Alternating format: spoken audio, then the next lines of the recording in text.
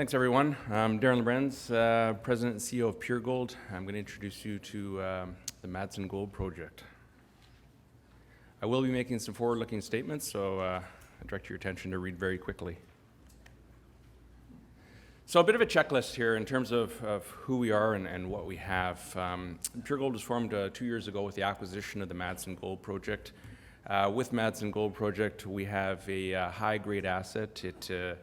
It's a past producer, produced 2.5 million ounces over a 36-year period at an average grade of 10 grams per ton, and has a current resource with 928,000 ounces in the indicated category at just under 9 grams, and a further 297,000 ounces at 11.7 grams per ton. It's rather unique in that it also comes with jurisdiction, infrastructure, and permits. So by that I mean jurisdiction. Well, it's in Ontario, the Red Lake District. Consistently ranked in the top 15% as, by the Fraser Institute for Attractiveness for Mining Investment. From an infrastructure standpoint, it is a past producing mine. So there's a shaft in place there, runs down to 1,200 meters. There's 24 levels of underground development. But there's also a mill in sight there. It's not the original mill. It's a mill that was moved there in the late 1990s. In fact, it's Placer Dome's prior Donal Lake mill. A tailings facility that's in sight there as well that's we monitor, and we are permitted as an operating mine in the under the Ontario legislation, which is currently on temporary suspension. Team standpoint, we talked about myself. I'm a geologist. I worked with Placer Dome for 15 years in mine geology, exploration geology. I've worked in both underground producers and open pit. On the exploration side, I did spend time in the Red Lake camp working underground at the Campbell mine. I went on to do resource modeling work for Campbell, and I was acting as chief geologist before moving back to the evaluations group with Placer Dome. So very familiar with the camp and very familiar with the style of deposits that we have in the Red Lake area. As we look to the broader team, it is very Red Lake centric. Each of the individuals in the management team for operations side have experience in the Red Lake camp.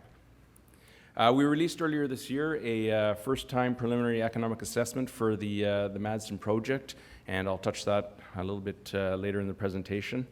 And we are currently active on the property in the midst of a 16,000-meter drill program and aggressively advancing some pretty exciting targets on the property. So it's located in the Red Lake District, as I said. We have a shot there in the bottom right that shows the site, the mill in the foreground with the head frame in the background. It's an underground deposit that runs across the page from left to right. And just to touch on the resource, this resource is defined on 13,600 drill holes, average spacing about 7 meters. So it's very well informed by the underlying data. And there is a 36-year history of mining with 24 levels of underground mapping. So we have a lot of information that goes to inform that underlying resource. We took a portion of the resource and we looked at things a little bit differently. There is an existing portal and ramp that runs down to 150 meters. We looked at driving that down to 500 or 600 meters and accessing only a portion of the resource. The goal was to minimize upfront capital, and we've done so in this with $20 million in capital. Why? Well, because we have a mill, we have a tailings facility, and we have underground infrastructure in place. This is a base case economic scenario. It's not something we plan on going out and building, but it provides that foundation for growth, and we think that foundation comes through ongoing exploration, and so I'll touch on that here. Just some shots of the infrastructure here. Again, top right is the site, or top left is the site. The right, we have the interior of the Madsen mill, shot of the mill on the bottom left, and the tailings facility on the bottom right.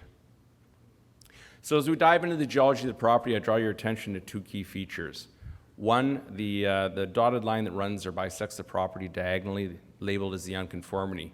Why do we highlight this? Well, it runs up through Goldcorp's Red Lake Mine Complex, and effectively, of the 28 million ounces of past production in the Red Lake camp, it all lies within several kilometers of that unconformity. When we look at our property, we have two past producers, the Sterrett Olsen mine and the Madsen mine, and they lie right up against the unconformity. We also draw attention to the ultramafics. Our russet south target is highlighted on there. And why do we do that? Well, when you look at the Red Lake Mine Complex in the early 2000s, they discovered the high-grade zone. The high-grade zone really transformed the Dickinson mine, bringing it from a 50,000 ounce per year producer to 616,000 ounces when it came back after a protracted strike. That discovery lay on the effectively the contact between the mafic and ultramafic rocks. And it's the way those things bend under pressure. It causes they react a little bit differently. It causes it to open up along the contacts and provides a conduit for fluids to form gold deposits. So we're very interested on the ultramafics within the Madsen property. This cross-section runs across the page, the previous page, from west to east, and highlights a lot of key features. It is a cartoon, the shaft shown on there, the Austin horizon. The Austin produced 2 million ounces down to a depth of 1,200 meters. McVeigh sits in the footwall.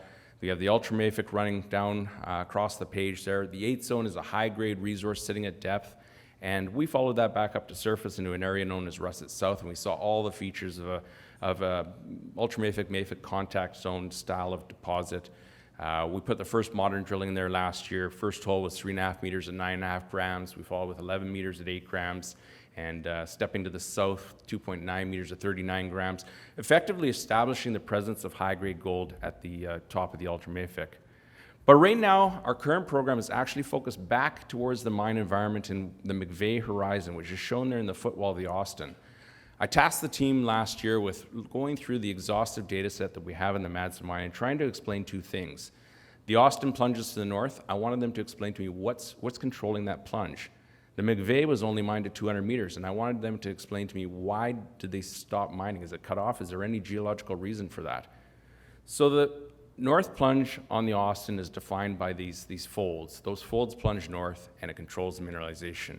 When we look at the McVeigh and we look at it on surface, we saw south plunging lineations in the same folds.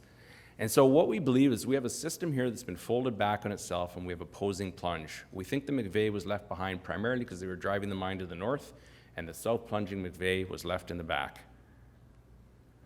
So that's been the focus of our program, showing a plan map here with the Austin McVeigh. To the north, we saw the number 2 shaft, which is the primary shaft for the Madsen mine. 800 meters to 1 kilometer to the south, we show the portal and decline, which forms part of that preliminary economic assessment. The first 5 holes, we went into the property, we proved the fold. So what we see there unequivocally is a pattern repetition between the Austin McVeigh, proving they're the same thing. We're now out trying to demonstrate the south plunge. I show A prime along the McVeigh, and I'm going to show a long section on there of the McVeigh horizon. So the past mining in the McVeigh is shown in gray there. If we look under the Madsen number 2 shaft, you get the appearance of a south plunge. Now the Austin would sit in front here and plunge to the right. On the left side, a little bit less well-defined, but that's simply because mining only occurred to a maximum depth of 100 meters. Some of our current drill holes are put on here in terms of pierce points. The key ones I would draw attention to, hole 60 on the right side, 10 grams per ton over 3.2 meters. That's 50 meters below any previous mining. On the left, we have hole 71 within a 35-meter altered zone, 3 distinct intercepts, the key being 11 grams per ton over 5.9 meters. The system is open, and we're continuing to drill and try to target extensions to mineralization within the McVeigh, and this McVeigh forms the heart of that underlying preliminary economic assessment. So it's a pretty brief introduction to Pure Gold and what we're currently active on. As I said, ongoing exploration program with 16,000 meters being currently drilled. We do look to continue that program throughout the balance of the year. This program, we believe, has the potential to improve the underlying resource, and that will have the opportunity to fundamentally impact the underlying preliminary economic assessment. So thank you very much for your time.